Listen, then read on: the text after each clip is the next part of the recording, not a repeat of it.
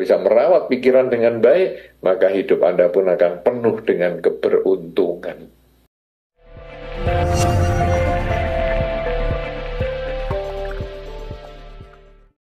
Izin bertanya, dalam konsep hipnoterapi dipercayai adanya warisan karma leluhur. Bagaimana pendapat Buddhis mengenai hal ini? Ada umat Buddha yang ikut retret tempat tertentu. Di sana sewaktu interview ditanya terus apakah dapat nimitta. Dia hanya jawab, gak ada. Karena ini, dia merasa dirinya takdir, gak bisa meditasi. Akhirnya depresi dan bilang, ya sudah, saya sudah fate-nya, takdirnya gak bisa meditasi. Bagaimanakah menghilangkan kesedihan orang yang demikian? Orangnya itu sampai stres, sampai tidak mau meditasi. Dan hanya mau berdana. Mohon nasihat bimbingan Bante mengenai hal ini. Baik. Dua pertanyaan yang berbeda, Bante. Tadi yang warisan leluhur itu kan ya tentang ini kan, tentang kesulitan untuk meditasi ini toh. Itu pertama dalam konsep hipnoterapi, Bante. Betul. Ya. Tapi kan tentang kesulitan dalam meditasi ini toh sebetulnya. Seperti ada pertanyaan berbeda tapi agak sambung, Bante. Oke, ya saya coba. Ya, yang pertama itu hipnoterapi, adanya warisan karma leluhur. Yang kedua itu tentang tidak bisa meditasi. Jadi dia percaya kayaknya sudah takdirnya dia tidak bisa meditasi. Jadi latihannya berdana saja. Karena kalau saya mendengarkan pertanyaan ini, sepertinya warisan leluhur ini contohnya yang tidak bisa meditasi ini. Iya. Sepertinya itu, karena dia tidak memberikan contoh warisan karma leluhur ini. Iya, kemungkinan begitu, Bante. Ya, jadi sepertinya begitu. Nah, jadi mungkin orang ini hipnoterapis sehingga dia melihat kesulitannya adalah sebagai warisan leluhur, karma leluhur. Karena di dalam Buddhis sebetulnya pandangan tentang warisan karma leluhur ini tidak ada. Jadi adanya ya seperti tadi, misalnya yang melahirkan, kemudian yang mendukung, yang mengurangi dan memotong, itu salah satu bentuk karma. Ya, kemudian masih ada beberapa yang lain, tetapi yang warisan leluhur ini tidak ada. Nah, kalau seandainya ini dicontohkan dengan kesulitan di dalam meditasi, ya, karena kemudian dia mengatakan, nah sudahlah ini takdir saya. Nah, takdir ini saya membacanya itu sebagai warisan dari leluhur, berarti dia menganggap ini adalah karma lampau saya. Nah, warisan leluhur ini atau warisan karma leluhur ini berarti seperti karma lampaunya, itu malah masuk akal. Jadi itu karma lampau, jadi bukan leluhur artinya warisan karma kakek saya. Tidak seperti itu. Mungkin kalau ini sudut saya membaca ataupun saya memahami secara makna yang letterleknya ya. Misalnya warisan karma leluhur, berarti saya ini hidupnya menderita karena dulu kakek saya jahat. Nah, itu tidak ada. Itu warisan karma leluhur. Jadi karena kakek saya jahat, maka saya kemudian hidup saya menderita. Ya inilah buah karma kakek saya ini jatuh ke saya. Enggak, karena karma itu adalah milik pribadi. Siapa yang menanam, dia yang akan panen. Kakek saya yang menanam, maka kakek saya yang akan panen, entah di kehidupan dia atau di kehidupan selanjutnya. Nah, tapi kok saya merasakan panenannya, yaitu karma buruk saya kok juga berbuah. Dulu itu kakek saya suka membunuh tikus. Akhirnya di kehidupan ini rumah saya banyak tikus. Apakah ini warisan karma leluhur? Bukan. Saya punya karma buruk juga yang berhubungan dengan tikus di kehidupan yang lampau, dan sekarang saya terlahir di kondisi yang sama, yaitu yang berurusan sama tikus. Jadi sendiri-sendiri. Nah, kakek saya gimana? Kakek saya itu nanti akan lahir sesuai dengan karmanya lagi di tempat yang berbeda. Itu kalau saya melihat secara bahasa yang letterless ataupun yang bahasa yang apa adanya tentang warisan karma leluhur. Gara-gara kakek saya berkacamata, maka ayah saya juga berkacamata dan saya juga berkacamata. Jadi DNA kita ini berkacamata dan keturunan saya juga berkacamata. Ini warisan leluhur. Wah, kok kita punya DNA yang sama? Ini kan berarti warisan karma leluhur. Kita yang dulunya di kehidupan sebelumnya mungkin punya masalah dengan mata, maka sekarang kita memilih karma yang cocok. Karena kecocokan karma, kita lahir di lingkungan orang yang punya problem dengan mata. Nah, seolah-olah kita keturunan dari leluhur, punya kekurangan DNA di mata. Tapi ternyata sebetulnya kalau menurut karma dia tidak. Demikian pula sakit jantung. Dulu orang tuanya sakit jantung nggak? Wah, hati-hati loh, kamu potensi. Ya, demikian pula kanker. Nah, dulu orang tuanya kanker nggak? Wah, ini berpotensi ini. Ya, nah jadi penyakit-penyakit turunan itu seolah-olah itu warisan dari leluhur. Sebetulnya di dalam Dhamma justru kebalikan. Kita masuk ke lingkungan itu karena kita sudah punya kekuatan karma yang mirip, yang sama dengan keluarga di situ. Maka akhirnya jenis mencari jenis, ketemulah kita. Jadi sama-sama dulu keluarga saya ini, kakek saya sakit mata, menggunakan kacamata, silindris misalnya, DNA-nya. Nah, maka akhirnya semuanya silindris semua sampai saya, sampai turunan-turunan saya. Dulu orang tua saya itu kena diabetes, ya, DNA-nya kemudian saya juga dan turunan saya, ya, diabetes yang versi 1 misalnya, golongan 1 yang memang karena turunan. Itu adalah karena kita berkumpul di sana karena mempunyai kesamaan karma. Ibaratnya Anda berkumpul di Dhamma Hall ini ya karena kesamaan, ada beberapa kesamaan, yaitu sesama manusia, sesama umat Buddha.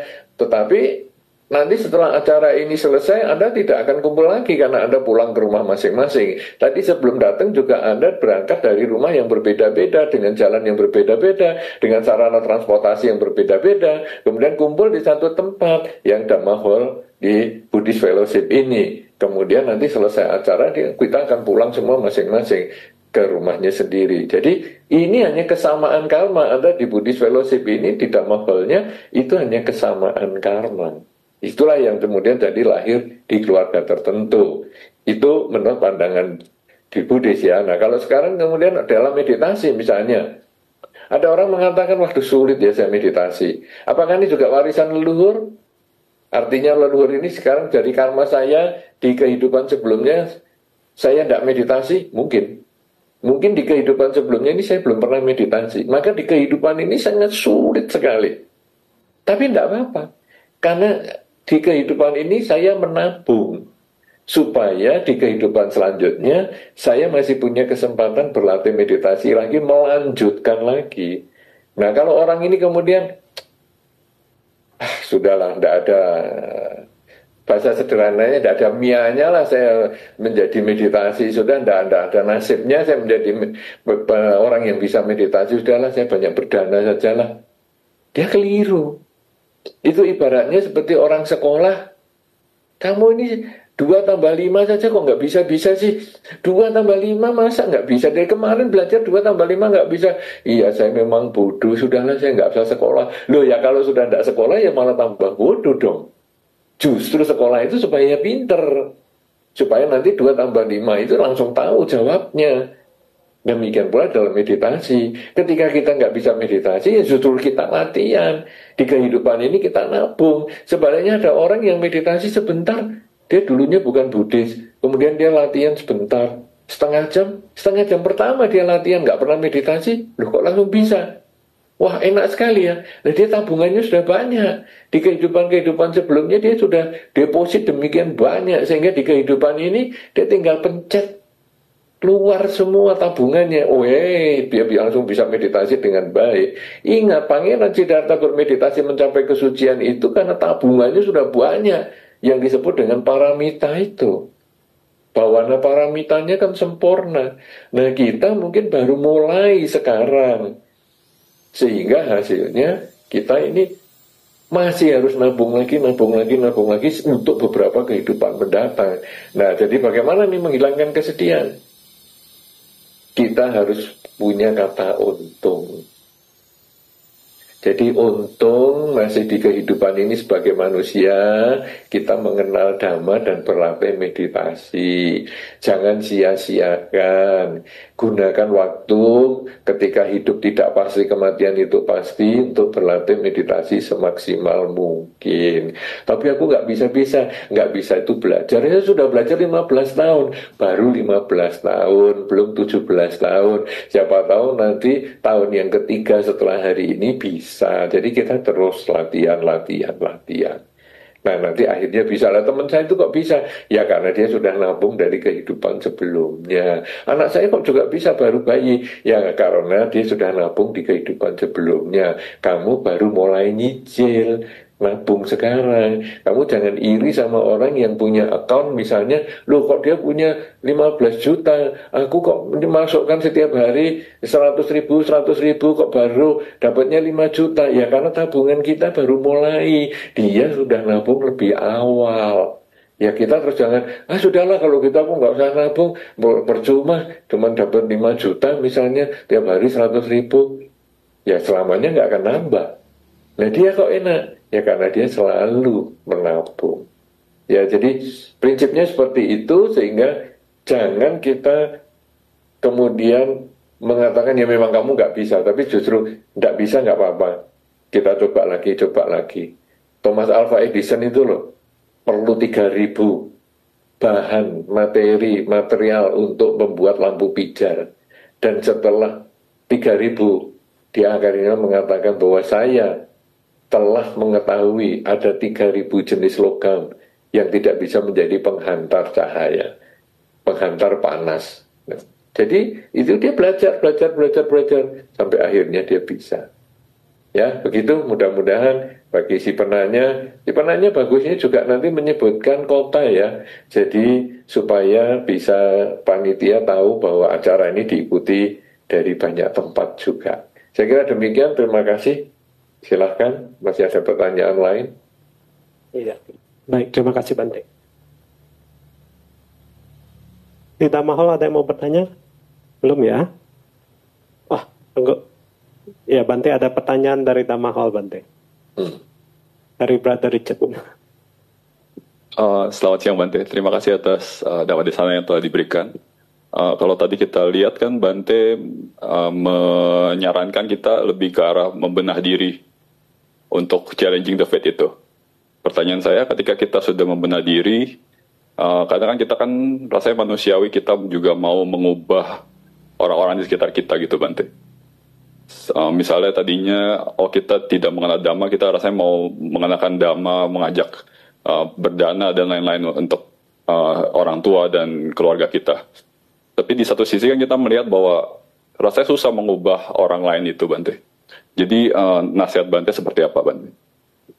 Terima kasih. Baik.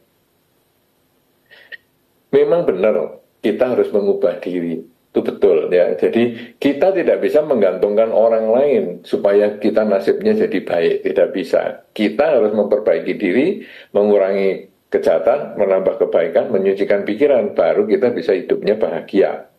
Nah tentu hal ini juga kita pengen kasihkan ke orang lain. Ibaratnya kita punya makanan yang enak, masa teman kita nggak kita bagi, masa keluarga kita nggak kita bagi, kan namanya makanan enak. Itu makanan aja kita begitu kan, apalagi sesuatu yang lebih bersifat mental ya, jadi spiritual, sehingga sayang banget nih kalau nggak dibagikan pengetahuan ini. Nah Anda bagikan, tapi sulit ya mengenalkan, memang sulit. Itu seperti gelas yang kalau tertutup, kadang-kadang sulit sekali mau diisi air, padahal gelasnya kosong ya, tertutupnya diisi air, bahkan diletakkan di bawah air terjun aja nggak ada airnya di dalam sini. Tapi begitu dia mau buka, keluar kesempatan untuk mendapatkan air. Nah, jadi sekarang bagaimana ini? Karena kita memang sulit untuk mengenalkan kepada orang lain. Kita hanya mengkondisikan aja. Seperti misalnya acara ini di live streaming kan di YouTube misalnya. Kenapa? Karena ada kemungkinan pada saat ini orang-orang ada yang sibuk sehingga dia tidak bisa datang ke Buddhist Fellowship. Itu bisa. Jadi dia ikutnya di rumah. Nah, kemudian ada juga yang hari ini dia ada kesibukan sehingga tidak bisa berada di tempat ataupun dia mengikuti secara live streaming. Itu juga ada karena kebetulan ada kesibukan yang lain. Tetapi dia nanti bisa mendengarkan rekamannya di kesempatan lain. Nanti malam mungkin dia santai sudah di rumah, dia putar hari ini. Nah, jadi kita mengkondisikan. Kalau semua harus offline, akhirnya kalau dia hilang kesempatan, dia tidak datang, dia sudah tidak punya kesempatan belajar lagi. Makanya sekarang saya selalu maunya online itu supaya apa? Supaya ada dokumentasinya. Dengan ada dokumentasinya, maka nggak tahu kapan itu akhirnya dia bisa membuka sendiri dan dia bisa mendengar tergantung misalnya dia nyarinya gimana nih keywordsnya. Misalnya fate, nasib. Jadi ini kok saya nasibnya jelek sekali ya. Gimana nih? Apa ya, ada ceramah-ceramah tentang nasib nggak ya? Nasib, fate. Keluar ceramah ini. Nah, didengarkan. Oh, waktu hari ini dia tidak dengar. Nggak minat. Besok dia nggak minat. Tahun depan mungkin minat. Atau 3 tahun lagi baru minat. Atau 10 tahun lagi baru minat. Tetapi karena dia terdokumentasikan dengan baik, di YouTube misalnya, secara online, maka dia bisa akses setiap saat. Jadi keluarga Anda, teman Anda tetap harus berbagi kepada mereka tentang kebajikan ini, cara-cara berbuat baik ini. Kenapa? Karena kita adalah kalyana mita, teman yang baik. Teman yang baik itu apa? Teman yang baik itu mampu atau berusaha mencegah temannya itu melakukan kejahatan. Berusaha mendorong temannya itu untuk berbuat baik. Nah, jadi seperti ini memberikan pengertian dhamma kepada lingkungan kita, itu sebetulnya mendorong keluarga kita, teman kita, lingkungan kita untuk berbuat baik.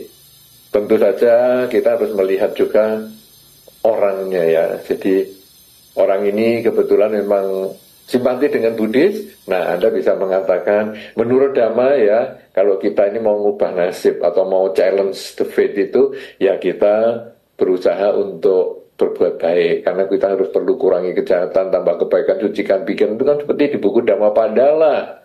Nah, ini karena dia mengenal Dhamma. Tetapi dia tidak mau tahu Dhamma. Cuman dia merasa, kamu kok hidupnya happy terus sih, gimana sih? Dan dia tidak terlalu berminat tentang agama Buddha. Maka Anda juga tidak perlu mengatakan menurut Sang Buddha, menurut Dhammapada. Tidak usah. Anda cukup menjelaskan tentang nilai-nilai kebajikan itu saja. Tanpa harus merek-merek. Sehingga dia mendengarkan, oh ya, benar juga ya. Cobalah, nanti saya cobanya. Nah, jadi Anda sebagai kalyana mita, kita semua adalah saling berkalyana mita, saling menjadi teman yang baik, artinya saling mengingatkan. Tapi masalah peringatan kita ini apakah dia mau dengarkan atau ditunda, ataupun nanti untuk sampai yang akan datang, itu urusan dia. Tapi kita tetap punya kewajiban moral untuk membabarkan, mewartakan nilai-nilai kebaikan ini. Apalagi Anda bisa mengubah perilaku Anda menjadi lebih baik, sehingga lingkungan Anda akan mengatakan, setelah sekarang kamu banyak berbuat baik, atau setelah kamu kenal Dhamma ini ya, 3-4 tahun ini, berubah loh kamu ini, sekarang jadi, ucapannya jadi lebih baik, perilakunya lebih baik, wow hebat, kamu dari mana sih belajar gini-gini? Ya Dhamma. Dari mana? Kalau saya mau belajar awalnya gimana? Nah, kalau dia tanya begitu, itu berarti dia sudah seperti gelas yang tadi mulai membuka dirinya. tinggal diisi airnya.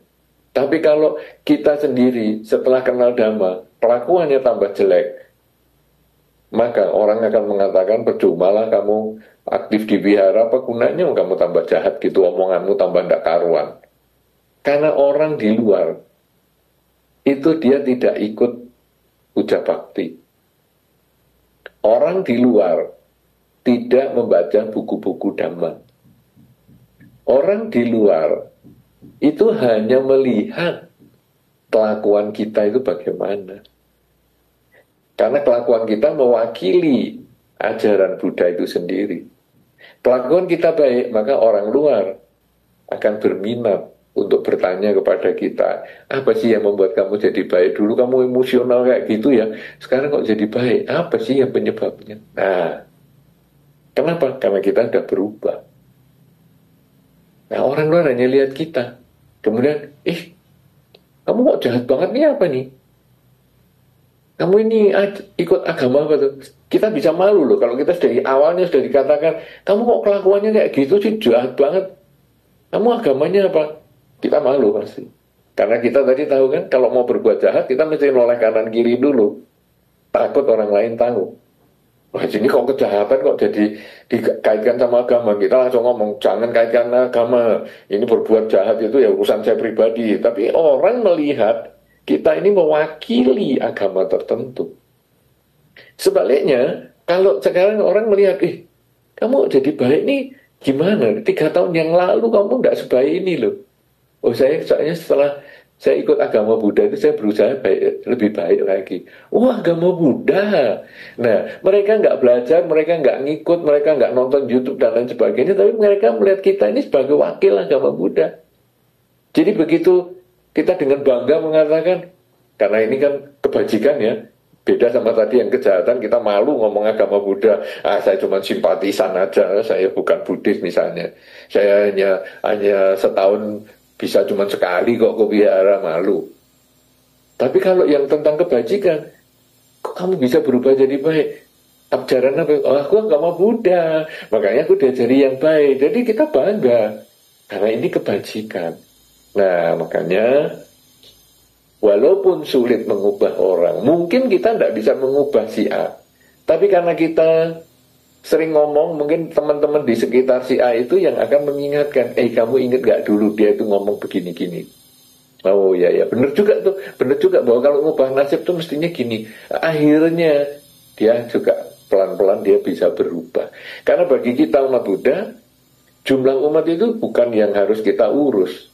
Ada umat pindah masuk Buddhis atau keluar dari umat Buddha, kita nggak mau terlalu pusing itu. Tapi bagaimana kita bisa menjadi orang yang baik? Apakah dia umat Buddha atau bukan? Yang penting dia bisa berbuat baik dengan pikiran, dengan ucapan dan perilaku. Nah, kalau kita bisa memberikan informasi tentang kebajikan lewat pikiran, ucapan dan perilaku tanpa harus membuat dia beragama Buddha misalnya, tidak problem. Dan itu sangat membuat dia juga nyaman. Saya walaupun bukan Buddhis, tapi saya kenal ini, enak loh, saya bisa belajar dan saya tidak harus jadi umat Buddha. Karena kan di dalam Dhamma sudah berkali-kali disampaikan, belajar agama Buddha, belajar Buddha Dhamma, tidak harus menjadi umat Buddha. Nah, tapi kita kan mengajarkan kebajikan dengan contoh perilaku kita dulu. Begitu apakah bisa diterima? Sudah, Bante. Oke, baik. Ya. Masih ada lain? Saya lanjutkan dengan pertanyaan dari YouTube, Bante. Saya Junita dari Swiss. Hidup saya penuh minyak, Bante. Dikhianati terus-menerus, anak diculik, kini hidup hanya untuk ibu. Baru kini Buddhisme sekarang. Baru kenal Buddhisme sekarang, dan mencoba menambah garam terus. Namun saya tidak tahu berapa lama saya bisa bertahan. Apakah harus menunggu sampai kehidupan berikutnya? Apakah sebegitu banyak garam di kehidupan saya, sehingga air yang harus saya tambahkan tidak akan mencukupi pada kehidupan ini? Bisakah saya putuskan buah karma buruk ini? Sudah. Sudah, Bante. Ya, Ibu Junita dari Swiss. Luar biasa ya acara ini diikuti sampai Swiss juga. Ini kan menyenangkan ya kalau kita secara online begini. Kalau saya mungkin datang ke Damahol mungkin belum tentu bisa ya, tapi juga Damahol sekarang sudah mulai di live streaming juga. Jadi kita senang bisa diikuti sampai Swiss, tapi juga tentu kita ikut prihatin dengan kondisi yang tadi disampaikan bahwa hidupnya penuh dengan minyak. Mungkin ini mengambil contoh dari saudara Willy tadi, yaitu dengan air dan buku dan tinta itu. Jadi mungkin hidupnya penuh dengan tinta yang dihianati lah, dibikin kesulitan lah, dan lain sebagainya. Nah, kemudian berusaha menambah air semaksimal mungkin. Sampai kapan ini? Nah, ini problem yang paling sering terjadi. Sampai kapan? Ya bosan sekali. Saya sudah usaha semaksimal mungkin, tapi kok ya tetap aja seperti ini. Nah, kita ini sekarang perlu juga melihat perbuatan baik kita. Walaupun hanya menambah setetes air di gelas yang berisi garam itu, tetapi secara kimiawi sebetulnya jumlah air sudah bertambah 1 tetes. Tentu garamnya sebetulnya juga sudah berkurang rasanya. Tetapi karena baru setetes, wah ya belum ada bedanya. Coba 2 tetes, coba 5 tetes, coba 10 tetes, coba sampai 1 gayung. Akan berubah. Nah, maka problemnya bisa nggak ya selesainya di kehidupan ini atau harus sampai kehidupan yang selanjutnya. Kita jangan terlalu mengurus itu. Karena sekarang begini, saat ini hidup tidak pasti, kematian itu yang pasti. Berarti saat ini saya terus berbuat baik. Sehingga kalau kematian ini nanti datang hari ini, minimal saya sudah melakukan kebaikan yang semaksimal mungkin sampai malam ini. Tapi kalau hidup saya masih 50 tahun lagi, maka saya masih punya kesempatan yang lebih banyak lagi. Pokoknya kalau saya setiap kali berbuat baik, saya harus merenungkan bahwa hidup saya bisa mati hari ini. Mungkin bisa mati setelah saya berbuat baik ini. Maka saya terus berbuat baik, berbuat baik. Kok masih hidup, berbuat baik lagi. Masih hidup, berbuat baik lagi. Terus dan mengurangi kejahatan. Mengurangi kejahatan, itu di prinsipnya seperti hidup kita masih panjang. Misalnya saya mau marah nih sama si A. Gimana ya saya mau marah sama si A? Tundalah sampai 2 hari lagi. Paling saya masih hidup lah 2 hari lagi. Nah, jadi kalau kita mau berbuat jelek, tundalah seolah-olah hidup kita masih panjang. Umur kita masih panjang. Tapi kalau kita mau berbuat baik, anggaplah nanti malam atau 5 menit lagi kita mati. Artinya, kalau kita sudah berpikir untuk baik, segera kerjakan. Kalau kita berpikir buruk, tunda semaksimal mungkin. Sampai nanti akhirnya Anda lupa sendiri. Kapan ya saya pikiran buruknya? Kayaknya kok saya sudah tidak punya ya. Itu baru enak. Nah, jadi Anda jangan merasa kayaknya nggak mungkin di kehidupan ini saya bisa bahagia. Tidak, saya harus terus. Nah, tetapi ketika Anda tadi dihianati, dibikin ada problem sampai harus menambah garam terus dan lain sebagainya, mulailah juga mengubah pola pikir. Jadi, seperti yang tadi pertanyaan yang sebelumnya, kita ini harus mengubah diri. Mengubah diri dengan memperbanyak kebajikan, jelas, dengan pikiran, ucapan, dan perilaku. Tapi menyikapi orang-orang di sekitar kita, menyikapi situasi-situasi yang tidak menyenangkan itu, kita juga mengubah pola pikir. Dengan sering mengatakan untung.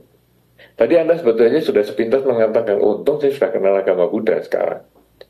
Jadi, itu yang Anda harus kembangkan terus, untung. Sekarang saya sudah tahu ini, jadi setiap kali emosi saya keluar, bukan garam yang saya tambah, tapi air, yaitu dengan sering mengucap, ya semoga dia bahagia, semoga semua makhluk bahagia. Dia mengkhianati saya, semoga dia bahagia, semoga semua makhluk bahagia. Oh ya nggak bisa dong saya mendoakan orang yang mengkhianati kok. Oke, kalau nggak bisa ya, semoga semua makhluk bahagia. Karena ketika mengucapkan semoga semua makhluk, dia pun termasuk. Karena kita tidak mengatakan semoga semua makhluk kecuali dia itu bahagia, tidak. Saya tidak bisa ngomong semoga dia bahagia, oke? Kalau gitu saya ngulang, semoga semua makhluk bahagia, semoga semua makhluk bahagia. Nah, dengan cara itu nanti lama-lama akhirnya ketika kita kepikir orang yang mengkhianati itu, sudahlah terserah kamu mau apa. Nah, kita sudah mulai berubah. Apalagi kalau mungkin kita keluar dari lingkungan itu. Ibaratnya tadi kalau ceritanya buku yang terkena tinta, ya jangan kita malah berada di lingkungan yang tertetes-tetes tinta itu, ya kita berusaha cegah hal itu. Itu kan lingkungan tuh yang netesin tinta. Ya sekarang kita berusaha menghindar, mengurangi komunikasi dan lain sebagainya, sehingga tinta yang sudah kita terima ini ya sudah. Tetapi sisa halaman yang masih bisa ditulis ya untuk tulis, untuk membuat hal-hal yang kita bermanfaat, yaitu misalnya kebajikan-kebajikan itu. Ya, jadi kita jangan menyesal dengan kebajikan ini dan kemudian nggak bisa diputus, enggak. Sebetulnya bisa. Memutus kelahiran kembali. Jadi itu bukan karena karma baik dan karma buruknya nol. Seperti pembukuan. Debit kredit nol. Bukan. Pemutusan karma buruk, bahkan pemutusan kelahiran kembali, itu adalah mengkondisikan karma buruk, karma baik tidak berbuah. Itu ibaratnya seperti biji jagung yang potensi tumbuhnya masih besar.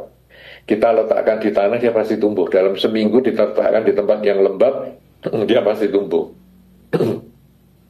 Tetapi biji yang sama ini kita letakkan di meja kaca.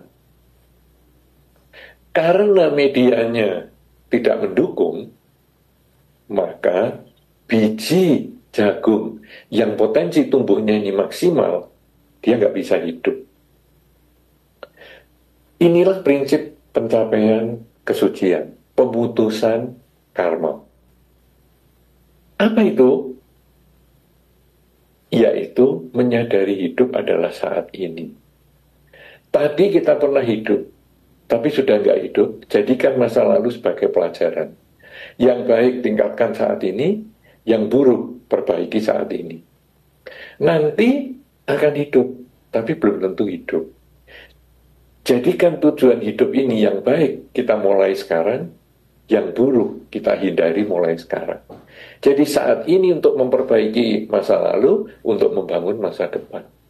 Nah, setiap kali orang selalu sadar hidup saat ini, dimulai dengan meditasi, membiasakan saat ini saya sedang apa? Sedang narik nafas, mengeluarkan nafas, sedang melangkah, sedang menulis, sedang membaca, sedang mendengar, sedang berbicara, terus disadari setiap saat, maka kita bisa membebaskan diri, memutuskan dari buah karma, baik maupun buruk.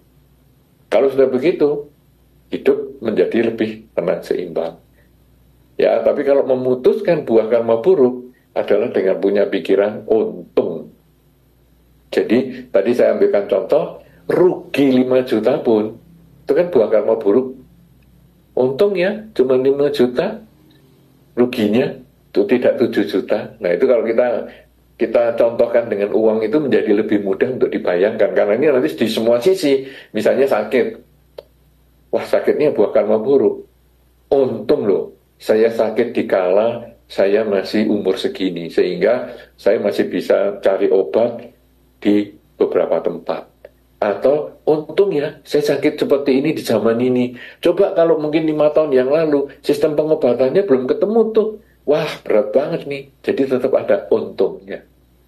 Dengan cara begitu, maka karma buruk ini bisa kita abaikan lagi buahnya, karena kita sudah selalu berpikir karma baik. Jatuh pun untung loh. Jatuhnya sudah di sini dekat rumah, jadi gampang sekali tinggal dicuci dan banyak obat di rumah.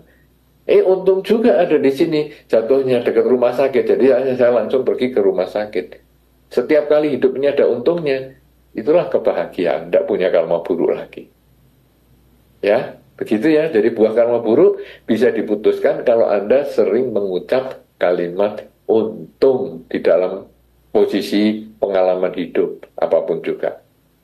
Baik, semoga hidup Anda menjadi lebih bahagia, apalagi Anda di tempat yang jauh, ya, jauh dari tanah air dan sebagainya. Kalau Anda bisa merawat pikiran dengan baik, maka hidup Anda pun akan penuh dengan keberuntungan.